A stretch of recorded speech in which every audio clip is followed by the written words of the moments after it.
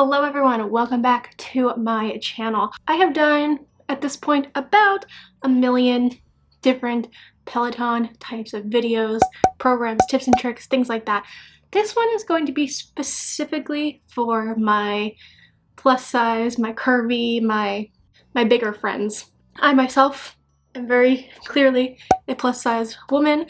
I was even heavier last year when I really got into my Peloton journey, so believe me, I know what I'm talking about when it comes to plus size Pelotoning. So I'm just gonna jump right into this. The weight limit. So I don't know exactly what the weight limit is for Peloton. I'll have to fact check it. I think it's 297 pounds. And I've just gotten questions about people like, you know, how much did you weigh when you started Peloton? Like, I'm over the weight limit, I'm nervous, blah, blah, blah.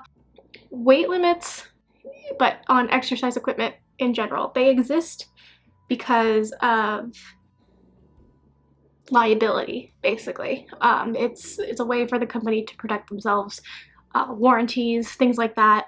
You know, if you're over the weight limit, the pedals might not last the year that they say that they're going to last, or if you get hurt and you're over the weight limit, then you can't sue the company and things like that. I would just say use your best judgment. I personally was just over the weight limit when I really got into my fitness routine last year. I mean, for me, I was only a couple pounds over, so I didn't even really think about it. I think the number one thing you would have to worry about besides injury for yourself is the pedals, the kind of wear and tear that you're putting on the bike pedals. But again, I mean, I would just use your best judgment. Number two, I feel like when I first started, one thing that I do know is that if you want to push yourself, if you want to see what you're capable of, especially early on when you're a bigger person, it's going to be with resistance. So cadence, speed pushes, they're going to be difficult until you really build up that cardiovascular strength.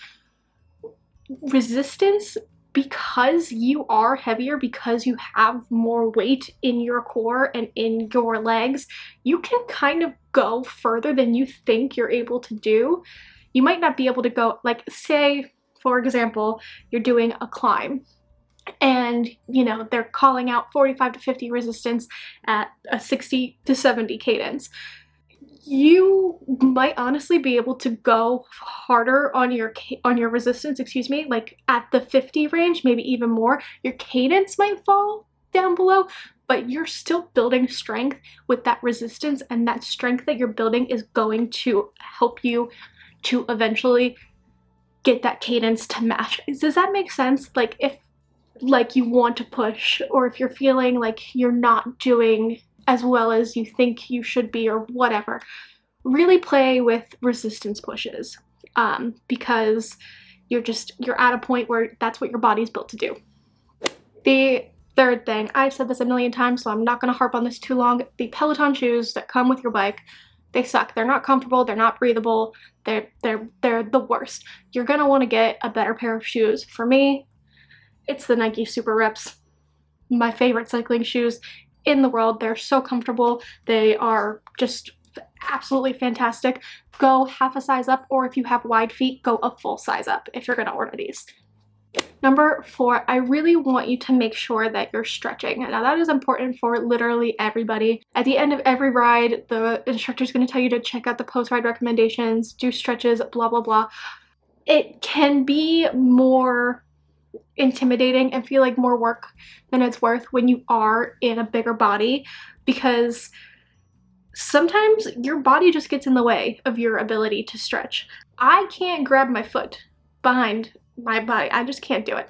So for quad stretching, like, as soon as I would turn on a 5-minute stretch and the first thing they want to do is stretch out your quads, I'd be like, no, I can't do it. I'm not going to do it.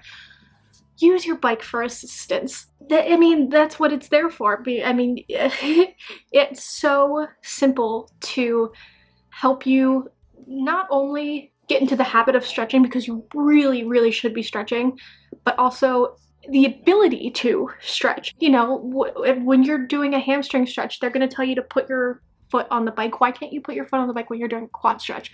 Why can't you hang on to the handlebars on the seat when you're doing like a figure 4 stretch? The thing about Peloton classes and the instructors is that they're all thin and fit, and they're going to tell you to modify certain things, and they're not going to think about what it's like when your butt is just a little too big and you can't grab your foot behind yourself. So you got to make these work for yourself. So here I am to tell you, use your bike as a modification and please God stretch. And number 5, this one was such a hard lesson for me to learn because I didn't want to learn it. I knew it, but like I didn't want to do it. Working out your core.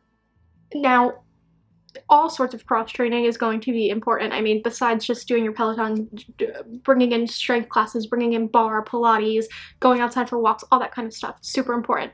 But for your ability to ride the bike and to reduce the pain that you're probably feeling from the position of riding the bike, core is going to be your very best friend. One thing that I really struggled with at the beginning of last year was lower back pain when I was riding. So I would do a lot of my ride sitting up away from the handlebars because it alleviated the pain that I was feeling in my lower back. Once I started to incorporate 10 minutes of core every day or almost every day, whenever I could fit it in, slowly, but not as slowly as you would think, like over the course of like 2 or 3 weeks, I realized that I was no longer sitting up in all my rides. I was actually riding with good form because my core was getting stronger, my muscles around my lower back were getting stronger, and I could hold myself in the correct position without the pain. On top of that, core is your number 1 friend for riding out of the saddle. That's another question people ask me all the time. How do I ride out of the saddle? How do I do it? I feel like I'm too heavy, blah, blah, blah. I don't go very fast out of the saddle still.